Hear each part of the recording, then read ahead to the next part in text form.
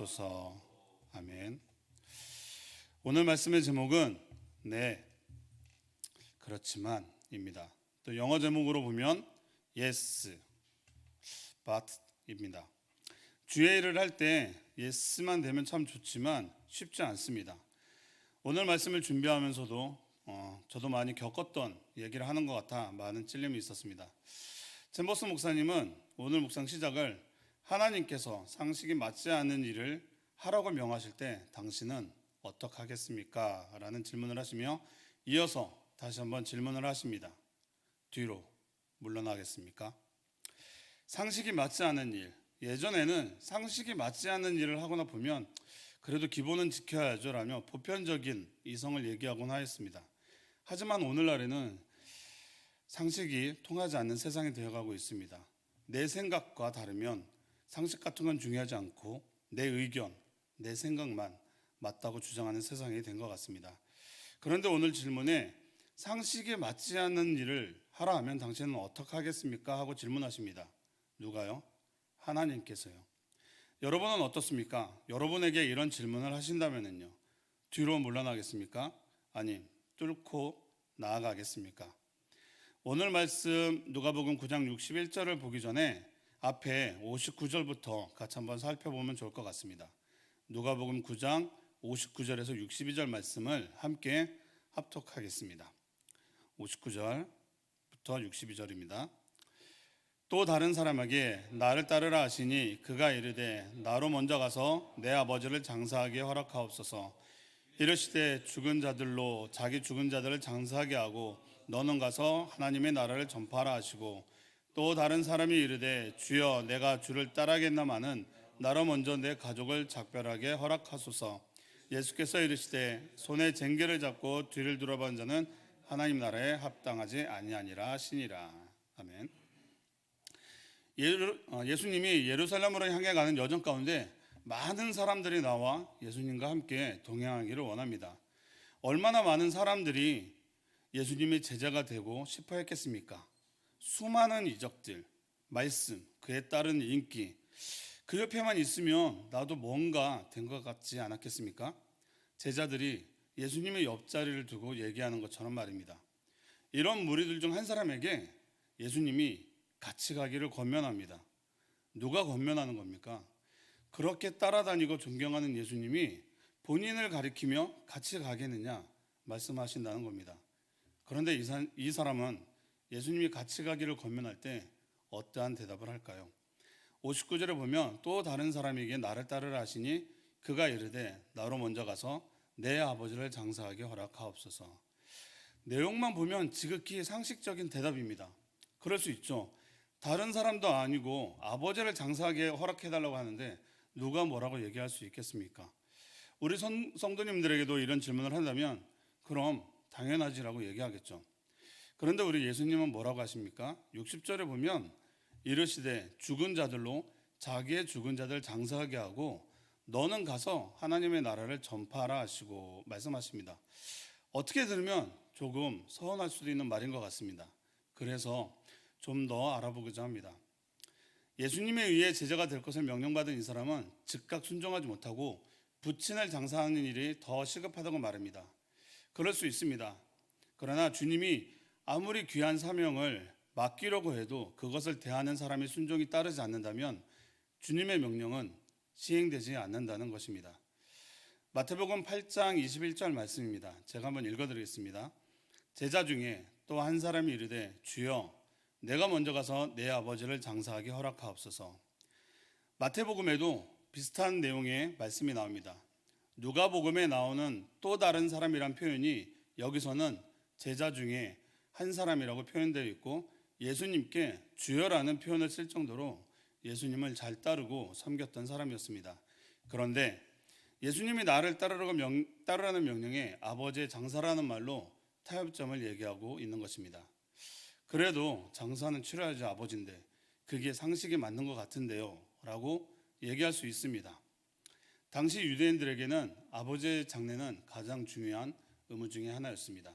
장례 기간은 7일 동안 이루어지며 그 자식은 그 자리를 지켜야 하는 것입니다. 그럼에도 이 제자가 예수님의 곁에 있었다는 건 그 제자의 아버지는 아직 죽지 않았고 제자는 아버지가 돌아가실 때까지는 집에 머물며 아버지를 모셔야 한다는 의미로 볼 수 있다는 것입니다.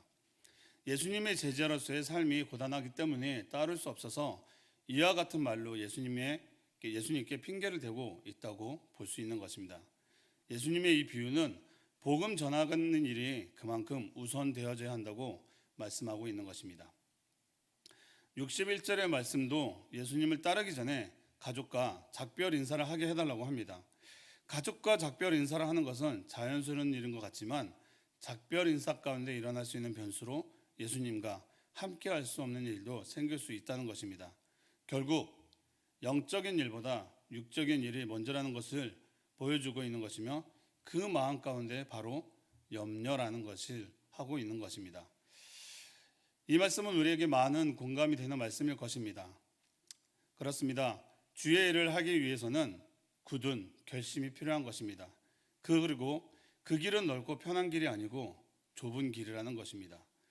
또 62절의 비유를 말씀하시며 주의 일을 하기 위해서 집중해야 하고 하나님의 명령에 순종해야 한다는 것입니다. 62절 말씀을 보면 예수께서 이르시되 손에 쟁기를 잡고 뒤를 돌아보는 자는 하나님 나라에 합당하지 아니하니라 하시니라.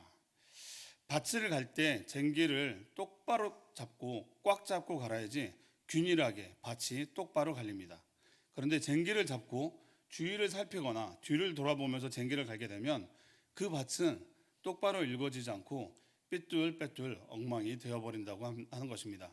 이 내용은 사람이 어떤 일을 하기로 한번 결단하고 실행한 이후에는 자기 결정에 대해서 갈등하거나 후회하지 말고 복음 전파하는 일에 힘을 쓰라는 말씀인 것입니다. 그럼 오늘 묵상으로 돌아와서 그럼 우리도 주님이 원하시는 것을 행하려고 할 때 마지막 순간에 꼭 뒤로 물러서는 일이 있다는 것입니다. 그리고 주님과 타협을 한다는 것입니다. 제가 하나님께 순종하면 저는 앞으로 어떻게 되는 것입니까? 네, 상식에 벗어나지 않으면 하나님께 순종하겠습니다. 그러나 아무것도 보이지 않는 어둠 속으로 발을 떼라고는 하지 마세요. 주님을 신뢰한다 하면서도 주님 내 기준에 맞춰주세요, 명령해 주세요라고 말하고 있는 것입니다. 마치 이런 거죠. 제가 하나님께 선교사로 순종할 테니까 선교지에 깨끗한 집과 그리고 매달 선교비도 부족하지 않게 들어오게 해주세요. 또 제가 사역자의 길을 갈 테니까 등록금과 생활비 책임져 주시면 신학교를 가겠습니다. 그리고 졸업할 때쯤에는 결혼도 할 수 있게 해주세요 라는 이런 어리석은 말을 한다는 것입니다. 하나님은 상식 밖에 계신데 우리는 상식 선에서만 하려고 한다는 것이죠. 우리 새움누리교회 성도님들은 이런 적은 없으신가요? 챔버스 목사님은 말씀하십니다. 예수 그리스도는 주를 믿는 자들에게 자연인이 스포츠 세계에서 보여주는 그러한 과감한 정신을 가지라고 말씀하십니다. 무슨 말씀입니까? 바로 돌파가 필요하다는 것입니다. 스포츠 중에는 익스트림이라는 스포츠가 있습니다. 즉 위험, 극한을 추구하는 스포츠라고 합니다. 종류도 다양합니다. 서핑, 급류 래프팅, 자전거 프리스타일 고개, 빙벽 등반 등 듣기만 해도 와 하는 스포츠죠. 스포츠를 즐기는 이들의 공통점이 무엇입니까? 바로 과감함입니다. 그렇습니다. 사람들이 뭔가 가치 있는 일을 하려고 하면 모든 것을 걸고 과감하게 나아가야 하는 것입니다. 마찬가지로 영적인 상태에서도 그동안의 상식을 초월해 주님의 말씀대로 믿음으로 과감하게 나아가야 한다는 것입니다. 그럼 나의 상식에 맞아야만 또는 근심 염려거리를 다 제거해야만 주님의 길을 갈 수 있었나요? 아니죠. 하나님의 부름에 예수님의 부름에 즉각적으로 순종한 인물들이 있지 않습니까? 창세기 12장 1절에서 4절을 보면 아브라함의 즉각적인 순종이 그렇습니다. 또한 신약에 나오는 제자들의 반응이 그렇죠. 그래서 제가 마태복음 4장 18절에서 22절 말씀을 제가 한번 읽어드리겠습니다. 갈릴리 해변에 다니시다가 두 형제 곧 베드로라 하는 시몬과 그의 형제 안드레가 바다에 금을 던지는 것을 보시니 그들은 어부라. 말씀하시되 나를 따라오라. 내가 너희를 사람이 낚는 어부가 되게 하리라 하시니 그들이 곧 그물을 버려두고 예수를 따르니라. 거기서 더 가시다가 다른 두 형제 곧 세베대의 아들 야고보와 그의 형제 요한이 그의 아버지 세베대의 함께 배에서 금을 깁는 것을 보시고 부르시니 그들이 곧 배와 아버지를 버려두고 예수를 따르니라. 예수님의 제자들은 즉각적인 순종으로 하나님 나라 일에 동참했다는 것입니다. 내 생각을 버리고 과감하게 돌파했다는 것입니다. 그럼 우리 삶 가운데 어떠한 일의 돌파가 필요할까요? 그래서 저는 생각을 하다가 가족 전도의 예를 한번 들어보겠습니다. 가족 전도는 참 쉽지 않습니다. 하지만 가족에게 복음 전파는 꼭 해야 돼야죠. 왜요? 사랑하니까. 또 같이 천국에서 만나야 하니까요. 그런데 누구보다도 서로를 잘 알아서 힘들고 어렵다는 이유로 포기하는 경우가 많습니다. 왜냐하면 믿지 않는 그들에게 상식선에서는 예수 그리스도의 말씀은 말도 안 되는 것처럼 보이기 때문입니다. 그러나 주의 말씀을 믿음으로 받으면 그들은 주의 말씀이 하나님의 말씀인 것을 알게 되면서 놀라워하게 될 것이라고 말하고 있는 것입니다. 우리 모두 하나님을 신뢰하고 나아가길 기도합니다. 또한 가족 구원에 좀 더 과감하게 복음 전파와 기도가 있어야 될 것입니다. 예수님이 고난 가운데 포기하셨다면 우리에게 구원의 은혜도 없었으며 사단의 자녀로 평생 살아가야 했을 것입니다. 우리 주님께서 그 모든 고통을 감당하시고 십자가에 죽기까지 우리를 사랑하시고 부활하셨기에 우리가 하나님의 자녀가 되어 있는 것입니다. 이제는 우리가 그 복음을 가족들에게 전할 때입니다. 물이 끓으려면 100도가 돼야 합니다. 99도만 돼도 요란하지 끓지 않습니다. 여러분이 가족 전도에 힘쓰고 계신다면 끓는 점을 조금만 더 높이십시오. 포기하지 말고 100도가 되면 그들이 하나님을 나의 아버지를 믿고 고백하는 그 시간, 그 때가 올 것입니다. 저도 여러분도. 사랑하는 성도님들, 기도 제목이 있습니까? 어떠한 문제 때문에 기도하고 있습니까? 그렇게 오래 기도했다고 생각하는데 이루어지지 않고 있으십니까? 조금만 더 참고 더 과감히 기도하며 나아가시기 바랍니다. 이제 물이 차서 100도가 되어서 그 물이 100도가 차서 끓는 것처럼 이제 하나님의 일하심을 볼 수 있을 겁니다. 마지막으로 챔버스 목사님은 이렇게 결론으로 말씀하십니다. 하나님께서 당신에게 모험을 할 수 있는 기회를 주시면 주저하지 말고 받아들이십시오. 대부분의 그리스도인들은 위기 상황에서 이방인들처럼 행동합니다. 그 많은 사람들 중 가끔 한두 사람만 하나님의 성품을 믿고 과감하게 나아갑니다. 하나님께서 기도 가운데 말씀 가운데 주시는 명령이 있다면 주저 말고 받아들이고 실행하라고 말씀하십니다. 그 명령을 실행하던 중에 어려움이 찾아올 때 이방인들처럼 세상 사람들처럼 타협점을 찾거나 하나님을 떠나지 말라는 것입니다. 성경 말씀에 가나안 땅을 정탐하고 돌아온 12명의 정탐꾼 중 10명이 상식적으로 안 된다고 포기할 때 남은 2명 여호수아와 갈렙처럼 하나님을 신뢰하고 나아갈 때 그들이 가나안 땅에 들어가는 축복을 얻게 된 것입니다. 다시 한번 성도님들에게 물어보겠습니다. 하나님께서 상식에 맞지 않은 일을 하라고 명하실 때 우리 성도님들은 어떻게 하겠습니까? 뒤로 물러나겠습니까? 오늘부터는 하나님의 성품을 믿고 과감히 나아가는 우리 새롬늘교회 성도님들 되시기를 기도합니다. 아멘.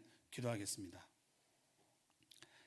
하나님 감사합니다. 주의 일을 할 때 굳은 결심으로 즉각적인 순종을 해야 하는데 그렇게 하지 못한 우리의 모습을 용서하여 주옵소서.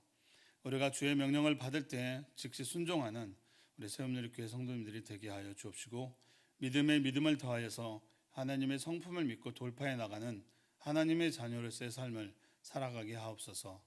예수님의 이름으로 기도합니다.